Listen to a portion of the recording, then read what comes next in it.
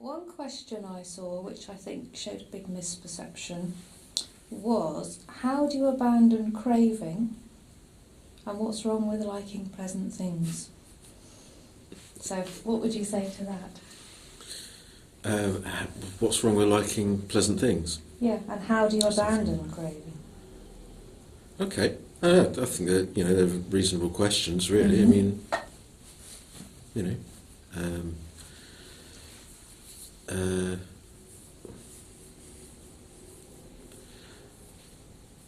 I think it's important to recognise that the Buddhist teaching isn't life-denying. It's not some kind of annihilation that we're interested in. It's happiness. It's freedom. Freedom from passionately resisting the true nature of life and wanting it to be different. There's nothing wrong with pleasant feeling. Pleasant feeling is pleasant. However, to rely on it for one's happiness is fraught. It's suffering. It's like, we create this world, we create this society where we can have whatever we want and experience pleasure however we want it. And then comes any degree of threat of that being taken away from us, and we run around like mad people. There's a crate of suffering that follows the emotional dependency upon pleasure. Warfare is the natural result. Yeah. There's only a finite amount of resources available to us, and so if one society wants those resources, another society wants those resources, we fight. On a more personal level, pleasure is pleasant, but it does not last. It's transient. The loss of pleasure is pain. The non-acquiring of pleasure is pain. The acquiring of pleasure requires an immense amount of energy to acquire it. And we finally acquire the pleasure, we experience the pleasure, and then it's gone.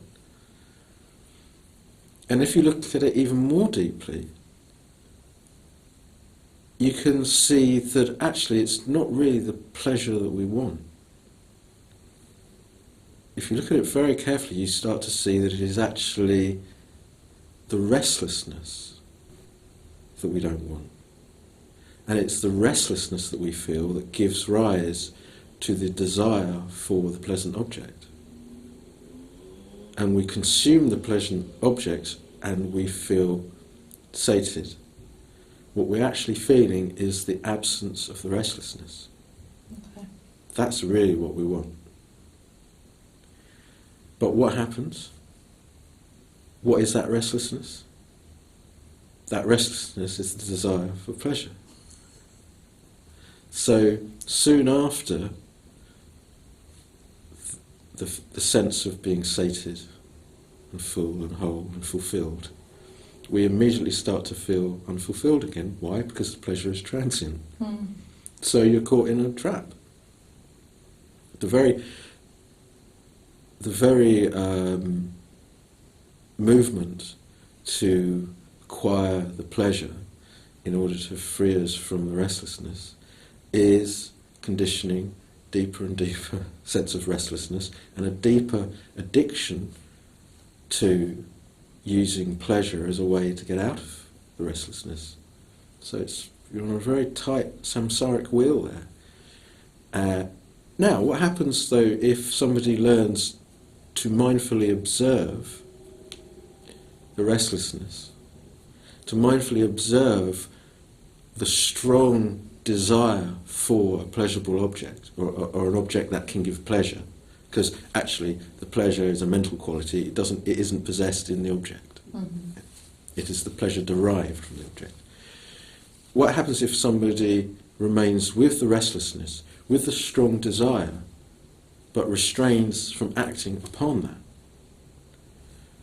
Why people don't do that is because they think that situation will last forever. So there's a view of permanence. Mm-hmm.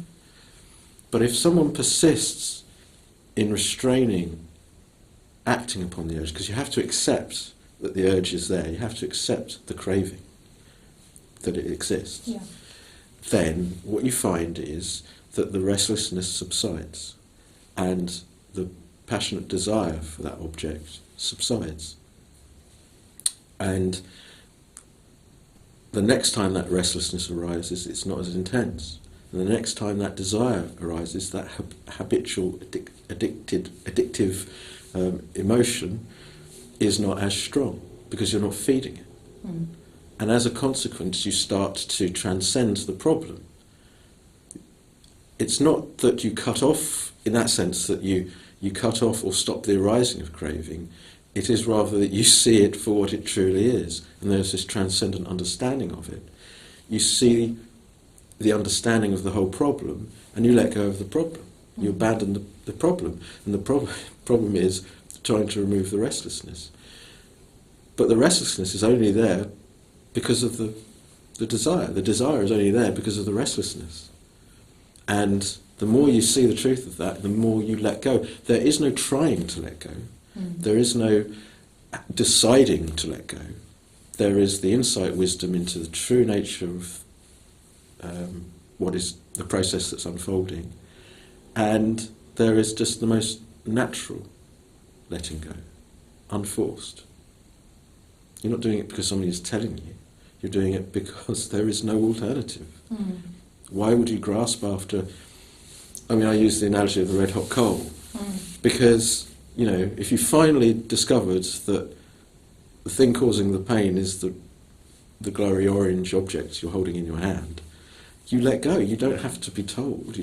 Nobody is forcing anyone. It comes from gaining insight, wisdom into the true nature of what's occurring.